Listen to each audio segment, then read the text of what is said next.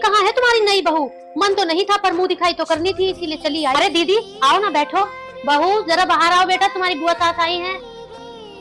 अरे बस बस रहने दे, ले पकड़ तेरी मुंह दिखाई।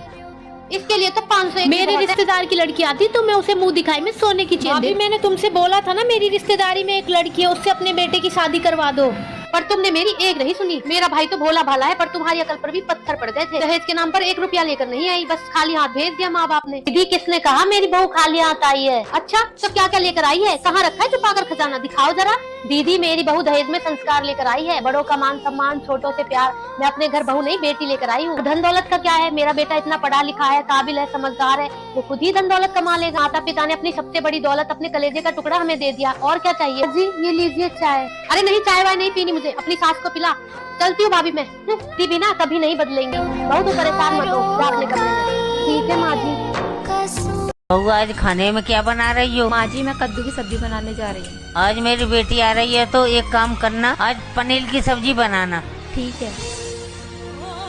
वाह भाभी, आज तो गर्मा गर्म खाना खा के आज तो मजा ही आ गया। माँ मैंने बहुत दिनों बाद इतना गर्मा गर्म खाना खाया है। माँ मेरी सास बोलती है पहले सबको जाके खाना खिला, जब तक मैं खाना खाने बैठती हूँ तब तक खाना ठंडा हो जाता है। अरे कैसी बेवकूफ सास है तेरी, उसको भी तो समझना चाहिए, तू उस परिवार का हिस्सा है। हाँ माँ वो समझे तो ना। दीदी आप और माँ जी बात कीजिए, मैं तब तक खाना खा के आती हूँ।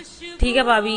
अरे बहू पहले तू 2 कप चाय बना के लेके आ, बाद में खाना खाइयो। भाभी आप जाइए, जाकर खाना खाइए, तब तक मैं चाय बना के लेके आती हूँ। अरे बेटा तू क्यों चाय बनाने जाएगी? बहू है ना, बहू चाय बना देगी। अरे वाह माँ, आपकी बेटी की बात आई तो उसके साथ बेवकूफ हो गई। आप कौन सी समझदारी की बात कर रही हैं? बेटा तू मेरी बेटी होकर के ऐसे क्यों बोल रही है? अरे हाँ माँ, आपको भी तो समझना चाहिए ना, जैसे मैं आपकी बेटी हूँ वैसे भाभी भी किसी की बेटी है ना। हाँ बेटा तू एकदम सही बोल रही है। बहू आज से हमारे साथ ही बैठ के खाना खाना। कसका जी खाना लगा दो, बहुत जोर की भूख लगी है। सॉरी जी, मेरे हाथ साफ नहीं है, मैं पोछा लगा रही थी। आप खुद से निकाल के खा लीजिए ना। अच्छा अब मेरा बेटवा निकाल के खाना खाएगा? बहुत नाज से पाला है मैंने अपने बेटवा को, आज तक घर का एक भी काम नहीं करवाई हूँ उससे मैं।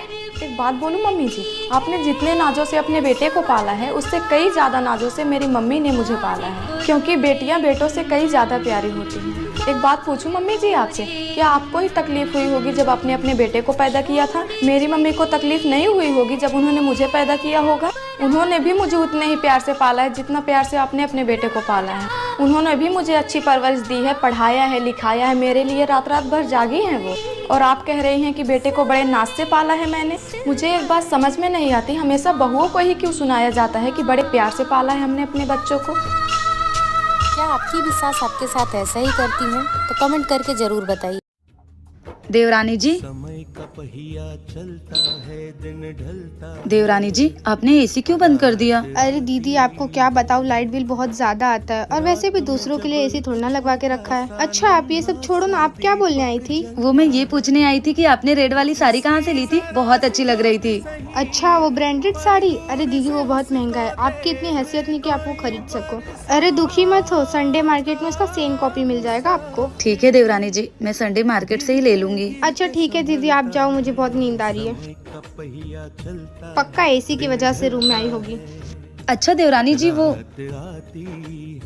परेशान मत हो, मैं पंखा करती हूँ, तुम्हें गर्मी नहीं लगेगी। दीदी गर्मी कितनी बढ़ गई है ना, पता नहीं एसी कब आएगा। देवरानी जी फिक्र क्यों कर रही हो? देखना देवर जी इतना कमाएंगे कि बहुत जल्दी एसी आ जाएगा। हाँ दीदी, सबसे पहला तो मैं अपने कमरे में लगवाऊंगी। हाँ हाँ बिल्कुल, तुम लगवा लेना। फिर आप मेरे रूम में ही आके बैठना। चैनल सब्सक्राइब करें।